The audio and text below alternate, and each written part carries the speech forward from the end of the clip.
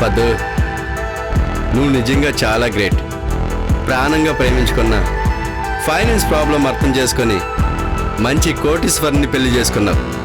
నీ చేతికి మట్టంటకుండా వాడిని అడ్డు తొలగించుకున్నావు. ఈ ఆస్తి చేజిక్కించుకున్నావు. వాడు జైల్లో, మనం వాడి ఇంట్లో. కష్టం వాడిది, సుఖం మనది. శబాష్. సీను, ఈ రోజుల్లో డబ్బు లేకుండా బ్రతకడం కష్టం.